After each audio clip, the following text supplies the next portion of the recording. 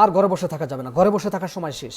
যেভাবে দেশ চলছে, যেভাবে দেশ চলতে পারে না, এভাবে দেশ চলে, দেশ গৃহযুদ্ধের দিকে গিয়ে যাচ্ছে।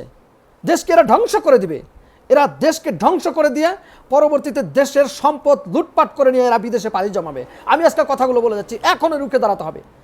যদি জাতিকে রক্ষা করতে চান, নিজের অস্তিত্বকে রক্ষা করতে চান, নিজের মাতৃভূমিকে বাঁচাতে চান, তাহলে মাননীয় প্রধানমন্ত্রী শেখ হাসিনাকে সসম্মানে তাকে দেশে ফিরিয়ে এনে তাকে আবার পুনরায় প্রধানমন্ত্রীর আসনে বসাতে হবে। কেননা উনি এখনও বাংলাদেশের সংবিধান অনুযায়ী নির্বাচিত প্রধানমন্ত্রী, বৈধ প্রধানমন্ত্রী। এখন যারা ক্ষমতা আসছে ওদেরকে কে সরকার মানে? কেউ মানে না ওদেরকে, ওদেরকে কেউ উপদেষ্টার মানে?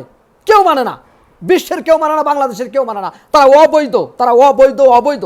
আমি বলছি তাদেরকে অবৈধ, শুধু আমি না, সবাই বলছে তারা অবৈধ। তাদের 1 মিনিট ক্ষমতায় থাকার কোনো অধিকার নাই। দেশকে যদি রক্ষা করতে চান, অবশ্যই মাননীয় প্রধানমন্ত্রীকে দেশে সসম্মানে ফিরিয়ে এনে ক্ষমতার আসনে বসাতে হবে। এছাড়া জাতিকে রক্ষা করতে পারবে না। আর আওয়ামী লীগের নেতৃবৃন্দকে ভয় দেখান, যারা বঙ্গবন্ধুর আদর্শ বুকে ধারণ করে, তারা আল্লাহ ছাড়া কাউকে ভয় করে না। আমাদের নেত্রী শেখ হাসিনার জন্য লক্ষ কোটি আমার মতো কর্মী সমর্থক আছে যারা জীবন দিতে প্রস্তুত। আমরা কাউকে ভয় করি না। আমাদের জীবনের বিনিময় হলেও আমাদের মাননীয় নেত্রীকে, আমরা শেখ হাসিনাকে আমরা দেশে ফিরিয়ে এনে আবার প্রধানমন্ত্রী আসনে ক্ষমতায় বসাবো ইনশাআল্লাহ। জয় বাংলা, জয় বঙ্গবন্ধু।